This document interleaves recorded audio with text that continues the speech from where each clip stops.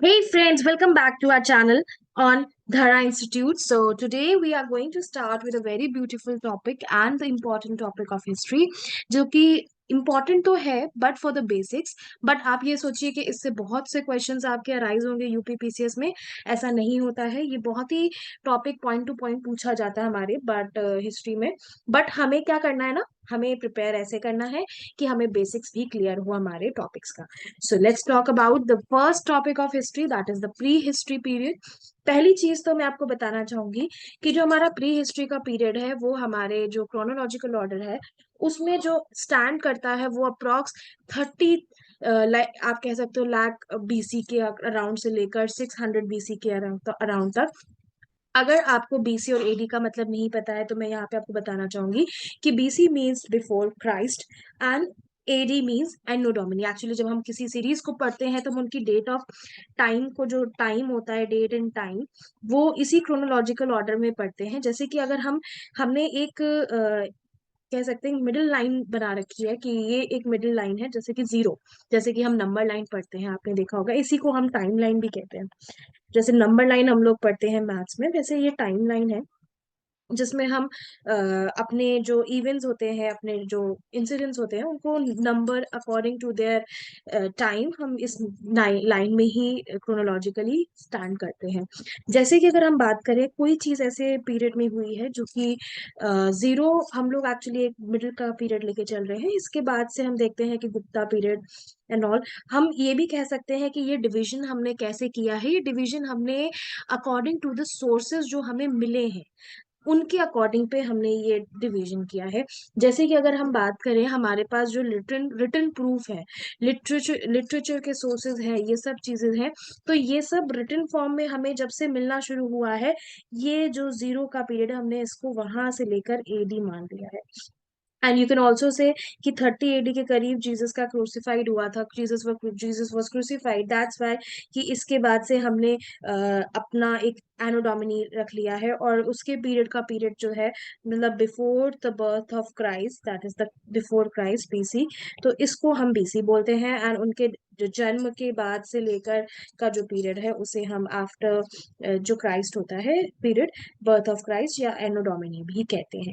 तो ये हम ऐसे नेमिंग करते हैं। अगर हम आज की बात करें तो 2023 जो चल रहा है ये एडी है हमारा साल, ठीक है।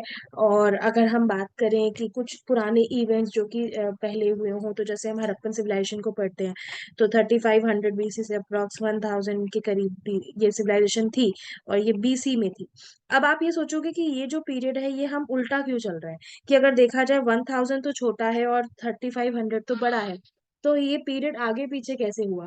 तो मतलब ये तो बाद में आना चाहिए, ये पहले। एक्चुअली जो पीरियड बीसी में पढ़े जाते हैं वो पीरियड हमेशा उल्टे चलते हैं, मतलब 3500 will be the old one and ये न्यू होगा उसके बाद का, मतलब उल्टा चलते हैं। This number line is going this side, so ये इवेंट पहले हुए हैं, उसके बाद ये हुए हैं।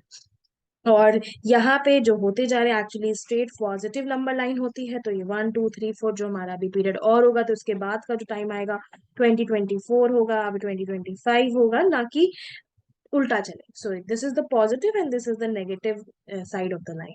तो ये चीज हमने अपने नंबर लाइन में भी पढ़ी है मैथ्स में, तो ये इजी होगा आपको समझने के लिए।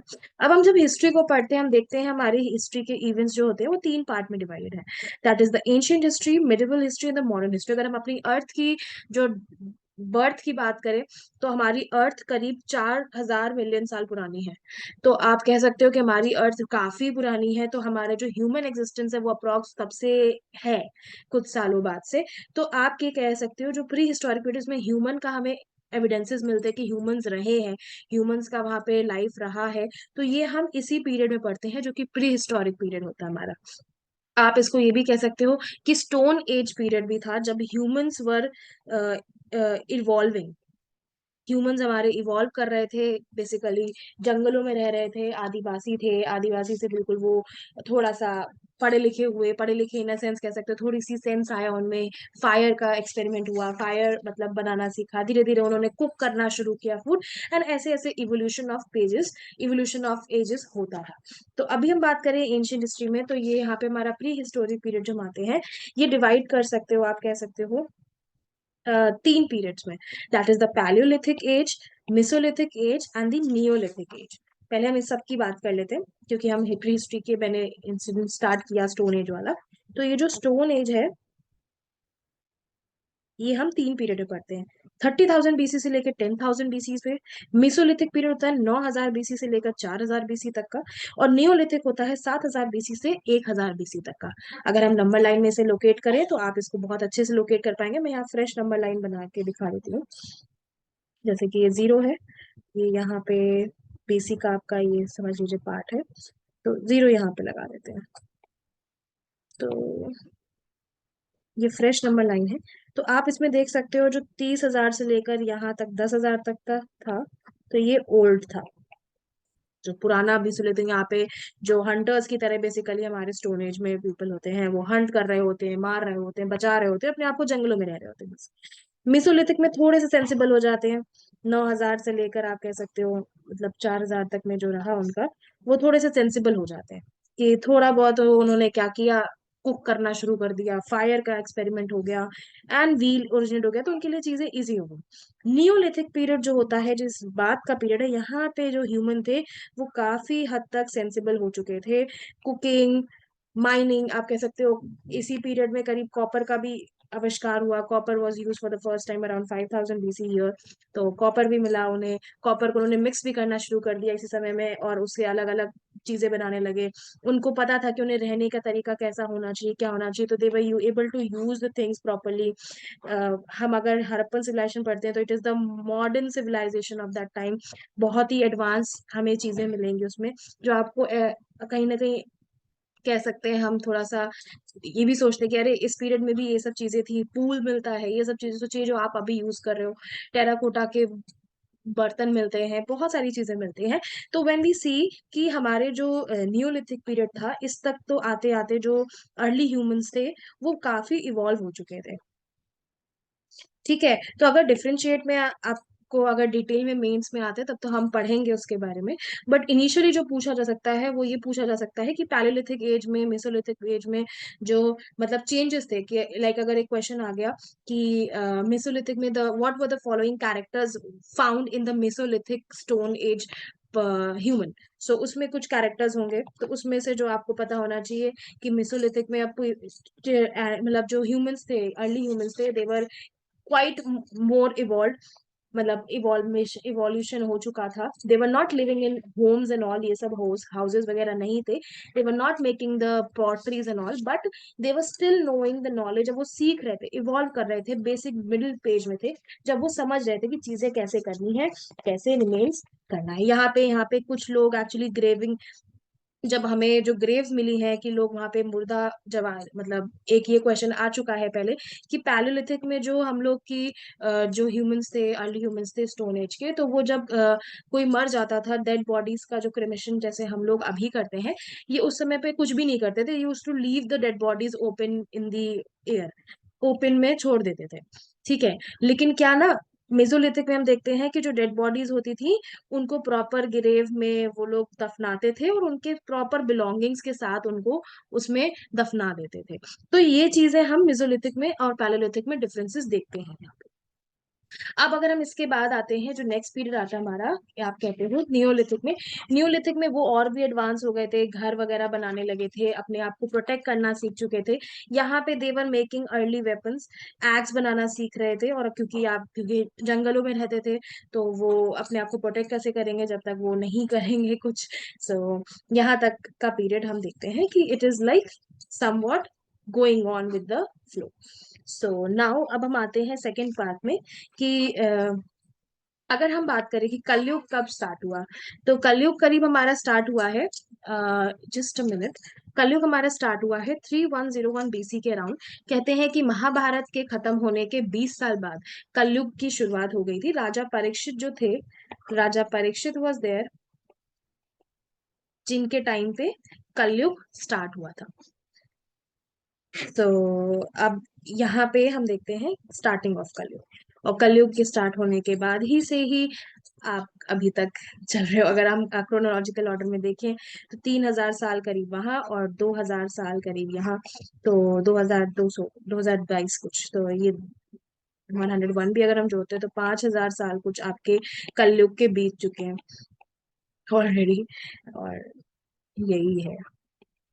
सो now we come on history पे वापस आ जाते हैं वापस, क्योंकि हम कलयुग में नहीं जाएंगे, भगवत गीता में नहीं जाएंगे अभी के लिए, क्योंकि हमें बहुत सिलेबस कंप्लीट करना है। सो अब हम अगर आते हैं तो सोर्सेज ऑफ हिस्ट्री में आते हैं।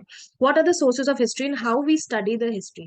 तो हिस्ट्री में जब हम पढ़ते हैं तो हम देखते हैं कि हिस्ट्री पढ़ने के दो तरीके होते हैं। हमें दो तरीके के सोर्सेज मिलते हैं हमारी हिस्ट्री से, या जिसके बारे में हम जान पाते हैं कि हमारी हिस्ट्री कैसी थी। पहली मिलती है हमें लिटरेरी सोर्सेज, जो रिटन सोर्सेज हैं। दूसरी मिलते हैं हमें आर्कोलॉजिकल सोर्सेज, जो कि हमें दफन करे हुए चीजें या टूट गई मिल गई जमीन में, और जब हमने एग्जैक्वेशन किया तो हमें वो चीजें बाहर मिली। जैसे कि आपका एक सबसे बड़ा एग्जांपल है हड़प्पन सिविलाइजेशन।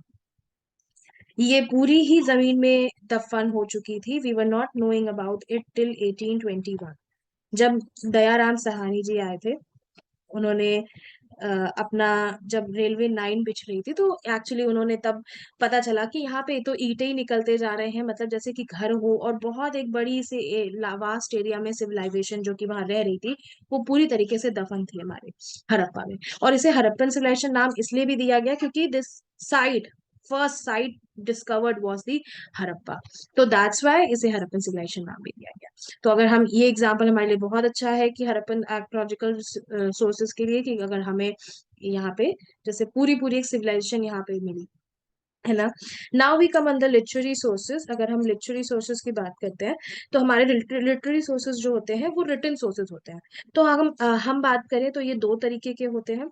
एक रिलीजियस टेक्स्ट होते हैं, सॉरी मैं रबी करती हूँ तो इतना भी नहीं हुआ। रिलीजियस टेक्स्ट होते हैं जो कि हम पढ़ते आ रहे देख रहे हैं। Just a minute.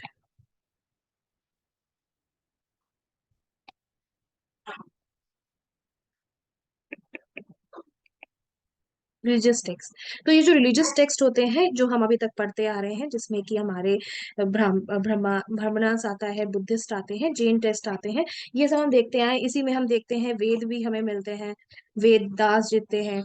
हाँ। सो ये सारी चीजें हमें देखने को मिलती हैं। और सेक्युलर में भी मिलती हैं, हिस्टोरिकल टेक्स्ट, बायोग्राफीज मिलती हैं, ये सब चीजें मिलती हैं। तो ये एक पार्ट है लिटरेरी सोर्सेस का। अब हम बात करते हैं इंडिजिनस और फॉरेन। इंडिजिनस सोर्सेज वो सोर्सेज हैं जो इंडिया में मिलते हैं हमें, ठीक है। और फॉरेन सोर्सेज वो हैं जो फॉरेनर्स यहाँ पे आए, जैसे कोई ट्रैवलर्स आए और उन्होंने इंडिया के बारे में लिखा अपने किसी टेक्स्ट में, बुक्स में, है ना। तो they are known as the literary sources for the foreigner one. So बहुत सारे फॉरेनर्स आए हमारे यहाँ, जैसे कि आए ट्रैवलर्स आए। तो अगर हम किसी एक दो की बात करें तो जैसे अरब की बात करें तो कई सारे आए। तो अगर एक आधा एग्जाम्पल ले लें तो अल बिरूनी आया था, इब्न बतूता आया था, ये तो बहुत सारे लोग थे। तो अगर हम इनकी बात करें तो बहुत लोग हो जाएंगे, बट हम अगर इनकी बात करते हैं इंडिजिनस एंड फॉरेनर्स में, तो इंडियन है ये एंड ये फॉरेनर्स है। अब यहाँ पे अगर हम आते हैं आर्कोलॉजिकल सोर्सेज में, तो हमें तीन तरीके के सोर्सेज मिलते हैं। Encryption, inscription, coins and monuments.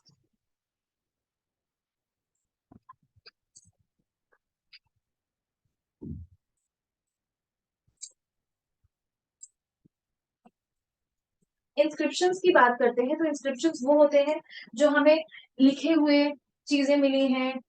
आपके पिलर्स में अशोका पिलर्स हो गई, ये सब पिलर हो गई, ये मैं आपको हिस्ट्री के सोर्सेज देते हैं कि ये हिस्ट्री में ऐसा था, ऐसी चीजें चल रही थी, उस वक्त ऐसा था।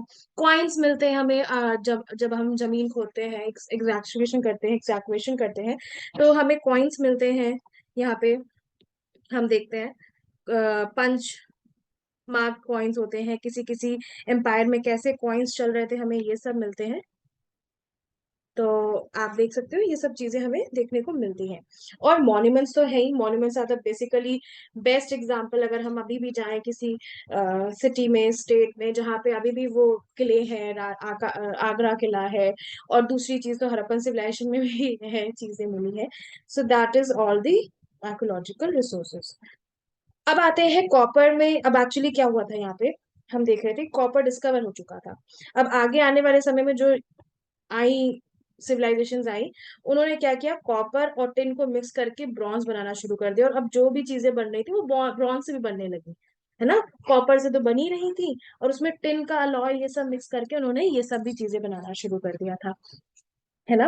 अब हम आते हैं यहाँ पे, अगर हम देखें तो गोल्ड भी यूज हो रहा था बहुत प्रोमिनेंटली, बहुत गोल्ड के मतलब ज्वेलरीज भी हमको मिलती हैं, जब हम खुदाई करते हैं हमें ज्वेलरीज मिलती हैं, सिल्वर भी मिलता है। तो वी नो, हमें पता चलता है, ऐसा पता चलता है एक्सप्रेशन से कि लोगों को गोल्ड की नॉलेज भी थी उस समय पे, गोल्ड की नॉलेज भी थी, सिल्वर की नॉलेज भी थी, और काफी नॉलेजेस उनको उस मोमेंट पे थी। एक्चुअली दे वर नोइंग कि हाँ अब ये समय में they were making the jewelleries, they were making the things out of the sculptures बना रहे थे, चीजें बना रहे थे, थिंग्स वर बीइंग मेड।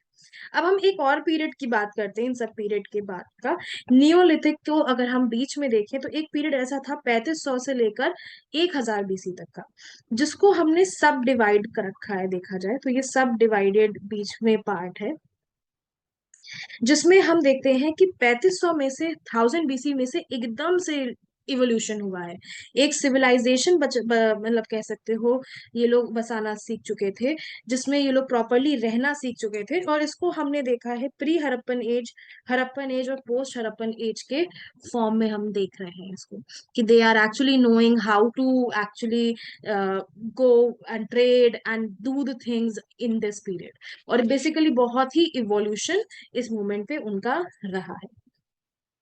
ये एक प्रॉपर हमने ब्रीफ डिस्कशन कर लिया है प्री हिस्ट्री का।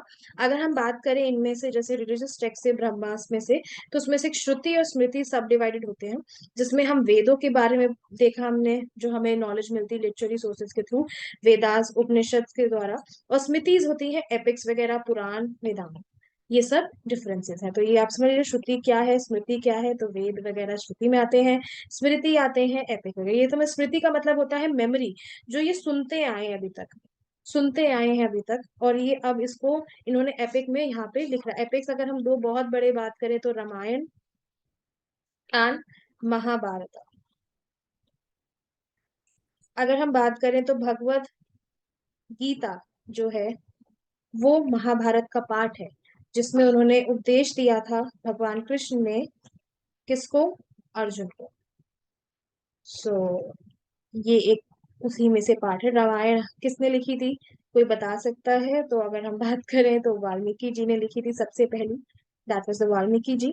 And Mahabharata was written by Ved Vyas, it was actually composed by Ved Vyas, but written by, हम लोग को ऐसा बोला जाता है कि गणेश जी ने लिखी थी, फ्रॉम हिज टूथ, जो उनका दांत था।